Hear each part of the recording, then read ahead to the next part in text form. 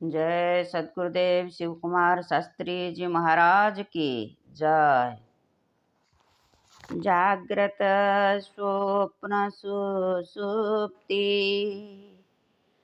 प्रपंच जत प्रकाशते तत् ब्रह्मा इति ज्ञात्वा सर्वबंधे प्रमुच्यते। हे आत्मप्रेमी श्रोतृवृंद, आमे सद्गुरुंकर रचित योगदर्शन शास्त्र आलोचना करी आसुछे। ई जाग्रत स्वप्न सुसुप्ति ई प्रपंच जो आम शरीर पंचतत्व रे निर्मित होइछि एथिरे हुए। एहाकु जे जानी जाए यही ब्रह्म, यही से समस्त बंधन रु मुक्त हुए। तेबे आमे आलोचना करिछे गत अध्याय रे जे आत्म प्रेम केते सुंदर। लोक कहती स्वरूपस्थ हेबाकू जदि इच्छा अछि आत्म प्रेम मध्य त्याग करबाकू पड़िबो। सद्गुरु को अनेक लोक प्रश्न करती जे आमे जदि निजकू प्रेम करिबा, आत्मा को प्रेम करिबा, तेबे आमे आसक्त होई आउ स्वरूपस्थ होई परिबा नाही। सद्गुरु किंतु मना करिले, कहिले जे आमे जदि निजकू भल न पाई परिछे, निजकू जदि आमे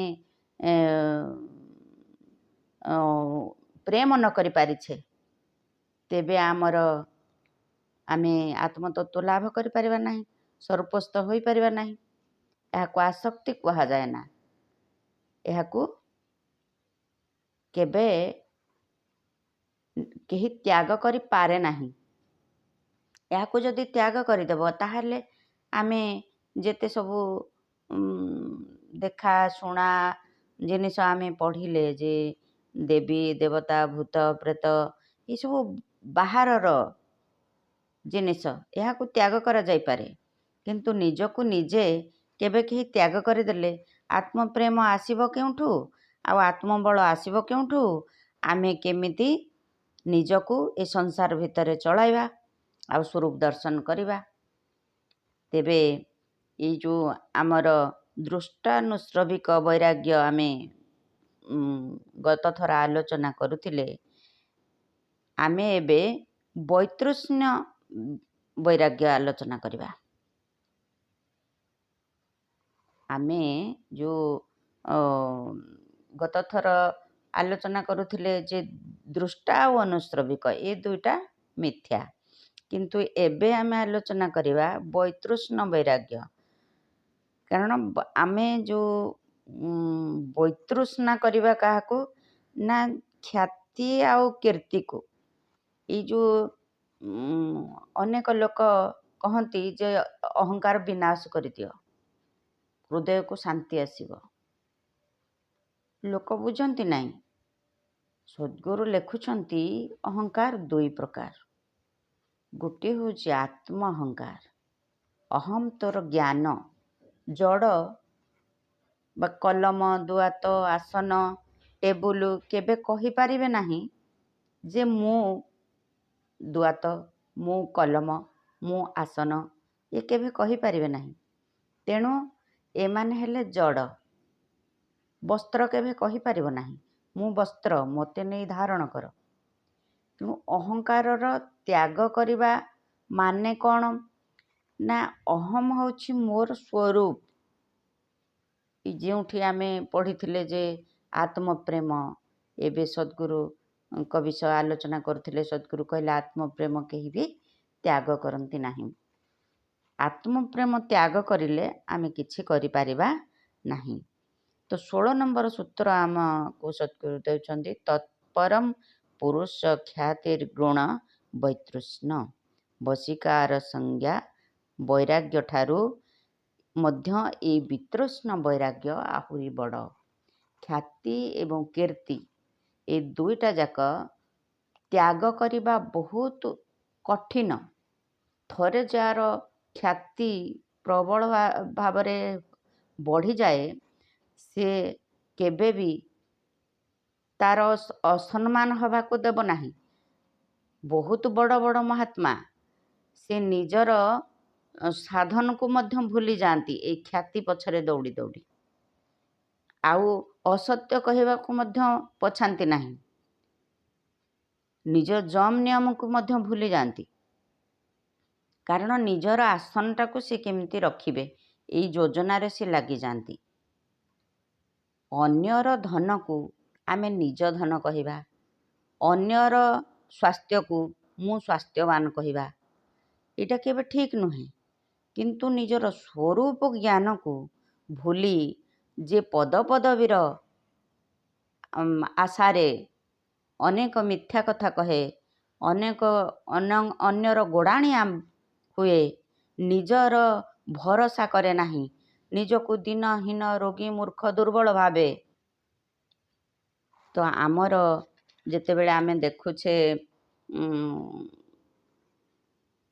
ଆମ ସାଧନ ପାଦ, ଆମର ଗୋଟିଏ ସୁନ୍ଦର ସୂତ୍ର ବି ସେଥିରେ ଦେଇଛନ୍ତି, ଦୃକ୍ ଦର୍ଶନ ଶକ୍ତି ଐରାତ୍ମିକ ତେବା ଅସ୍ମିତା। ତ ଦୃକ୍ ଦର୍ଶନ ଶକ୍ତି ଦୁଇ ପ୍ରକାର, ଗୋଟିଏ ଆତ୍ମଶକ୍ତି, ଗୋଟିଏ ଅନାତ୍ମ ଶକ୍ତି। ଆତ୍ମଶକ୍ତି ଅର୍ଥାତ୍ ନିଜର ଶକ୍ତି, ଅନାତ୍ମ ଶକ୍ତି ଅର୍ଥାତ୍ ଅବିଦ୍ୟା ଅହଙ୍କାରର ବା ଅସ୍ମିତା ଶକ୍ତି। ମୁଁ ସଚ୍ଚିଦାନନ୍ଦ, ମୁଁ ବ୍ରହ୍ମ, ମୁଁ ହିଁ ପରମ ବ୍ରହ୍ମ। ଏହା କିଛି ଖ୍ୟାତି ଆଉ କୀର୍ତ୍ତିର ବିଷୟ ନୁହେଁ, ଏହା ହେଉଛି ମୋ ନିଜ ସ୍ୱରୂପ। କିନ୍ତୁ ମୋର ଜମିଦାରୀ ଅଛି, ମୁଁ ଅଫିସର, ମୋର ଏମିତି ମୁଁ ମଣ୍ଡଳେଶ୍ୱର, ମୋର ବହୁତ ଧନ ଦୌଲତ ଅଛି, ଏସବୁ ଅସ୍ମିତାର ଭାବ। ଏଇ ଅସ୍ମିତା ଭାବକୁ ନେଇ କେହି କେବେ ଯୋଗ ସାଧନ କରିପାରେ ନା, ବୈରାଗ୍ୟ ଉପଜାଇ ପାରେ ନା, ନିଜ ଶରୀରରେ ବିଭିନ୍ନ ପ୍ରକାର ବିକାର ଉପଜେ, ଅନ୍ତଃକରଣରେ ଶୁଦ୍ଧତା ଆସେ ନା। ତେଣୁ ମନ ମସ୍ତିଷ୍କ ଶରୀର ସବୁବେଳେ ଖ୍ୟାତି ଆଉ କୀର୍ତ୍ତି ସଂଗ୍ରହରେ ଲାଗିଯାଏ। ତ ଫଳରେ ଆମର ଅନ୍ତଃକରଣ ଶୁଦ୍ଧ ହୋଇପାରେ ନାହିଁ। ଚିତ୍ତ ଶୁଦ୍ଧ ନ ହେବା ପର୍ଯ୍ୟନ୍ତ ଆମର ଆତ୍ମପ୍ରେମ ଜାଗ୍ରତ ହୁଏ ନାହିଁ। ତ ଆମେ ଯେତେବେଳେ ମୂଳଧନଟାକୁ ହରାଇବା, ଯେ ଆମେ ଯେଉଁଥିପାଇଁ ଏଇ ଯୋଗ ସାଧନ କରୁଛେ, ଯେଉଁଥିପାଇଁ ଆମେ ସ୍ୱାଧ୍ୟାୟ କରୁଛେ, ଯେଉଁଥିପାଇଁ ଆମେ ସଦ୍ଗୁରୁ ଧାରଣ କଲେ, ତ ଆମେ ସେଇ ମୂଳଟାକୁ ହଜେଇ ଦେଉଛେ। କାହା ପଛରେ ଦୌଡ଼ି ଦୌଡ଼ି? ନା ଖ୍ୟାତି ଆଉ କୀର୍ତ୍ତି ପଛରେ। ତେବେ ଆମେ କ'ଣ ପାଇବା ସେଥିରୁ? କ'ଣ ଆମେ ପୁଣି ଯଥାକୁ ତଥା ରହିବା। ଆମେ ନିଜକୁ ବ୍ରହ୍ମ ବୋଲି ଜାଣି ଖାଲି ପାଟିରେ କହିଲେ କିଛି ଲାଭ ନାହିଁ, ନିଜକୁ ସାଧନ କରିବାକୁ ପଡ଼ିବ। ସୋହମ୍ ଅସ୍ମିତି ବ୍ରୋତି ଅତଣ୍ଡା ଦୀପ ଶିଖା ସୋଇ ପରମ ପ୍ରଚଣ୍ଡା। सोऽहम् अस्मीति ब्रूति अतण्डा दीपशिखा सोई परम प्रचଣ୍ଡା। ଯୋଗାଗ୍ନିରେ ଆମେ ଖ୍ୟାତି ଆଉ କୀର୍ତ୍ତିକୁ ଜାଳିଦେବା। ଯୋଗାଗ୍ନି ଆମର ସମସ୍ତ ବିକାରକୁ ନଷ୍ଟ କରିଦିଏ। ତେଣୁ ପ୍ରଥମେ ଆମେ ଯୋଗ ସାଧନକୁ ପ୍ରାୟୋରିଟି ଦେବା। ଆମେ ପ୍ରଥମେ ନିଜର ଅନୁଭବ ଜ୍ଞାନକୁ ଆଣିବା, କାହାରି ଗୋଡ଼ାଣିଆ ହେବା ନାହିଁ। ଆମର ଗୋଟିଏ ମୁନି ଲକ୍ଷଣରେ ବି ସଦ୍ଗୁରୁ ଦେଇଛନ୍ତି ଯେ ଅନ୍ୟର ଗୋଡ଼ାଣିଆ ନ ହୋଇ ଯେ ନିଜର ଆତ୍ମୋନ୍ନତିରେ ଆଗଭର ହୁଏ, ସେ ହିଁ ମୁନି। ନିଜ ଗୋଡ଼କୁ ଦେଖି ଚାଲିବା। ଆମେ ନିଜେ ନିଜର ଗୋଡ଼କୁ ଦେଖି ଚାଲିଲେ, ନିଜେ ସାଧନ କରିଲେ ଆମେ ତାର ଫଳ ପାଇବା। आत्मानुभव सुख सुप्रकाशा तब भव मूल भेद भ्रम नाशा। ଏଇ ଆତ୍ମ ସୁଖ ପ୍ରକୃତ ସୁଖ। ମନୁଷ୍ୟର ଯେଉଁ ଦୁର୍ଲଭ ଜନ୍ମ, ସେ ଯେତେବେଳେ ଆତ୍ମ ସୁଖ ପାଇଯାଏ ଏସବୁ ତୁଚ୍ଛ ଲାଗେ। ମୁଁ ରାଜା, ମୁଁ ଜମିଦାର, ମୁଁ ଜିଲ୍ଲାଧୀଶ, ମୁଁ ମଣ୍ଡଳେଶ୍ୱର, ଏଇ ପଦପଦବୀ ଗାରିମାକୁ ସେ କେବେ ବି ଇଚ୍ଛା କରେ ନାହିଁ। ବୈରାଗ୍ୟ ଯେବେ ନଥାଇ ଜ୍ଞାନ ଆଉ କାହିଁ, ଆତ୍ମଜ୍ଞାନ ବିନା କେବେ ଶାନ୍ତି ପଦ ନାହିଁ ରଘୁ ସାଇଁ।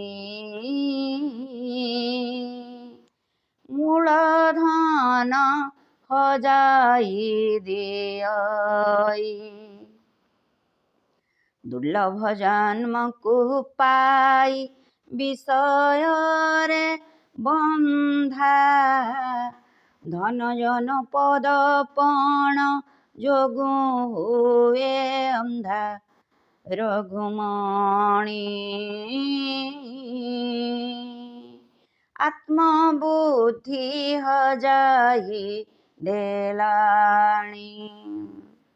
ଯୋଗ ବଶିଷ୍ଠରେ ମଧ୍ୟ ସେ ଗୋଟିଏ ଜିନିଷ କହୁଛନ୍ତି ଯେ ଆମେ ଅସ୍ମିତାକୁ ତ୍ୟାଗ କରିବା ଉଚିତ। ନିଜର ଯେଉଁ ଦେଖା ଆଉ ଶୁଣା, ଆମେ ଯେଉଁ ବୈରାଗ୍ୟ ଆଣିଥିଲେ ଦେଖା ଆଉ ଶୁଣାରେ, ତାହା ଅପେକ୍ଷା ଏଇ ବୈତୃଷ୍ଣ ବୈରାଗ୍ୟ, ଖ୍ୟାତି ଆଉ କୀର୍ତ୍ତି ଏ ବହୁତ ତ୍ୟାଗ କରିବା ବହୁତ କଠିନ। ତେଣୁ ୟାକୁ ଆମେ ବୁଝି ଆମକୁ ନିଜର ଆତ୍ମ ସ୍ୱରୂପ ଉପଲବ୍ଧି କରିବାକୁ ହେବ।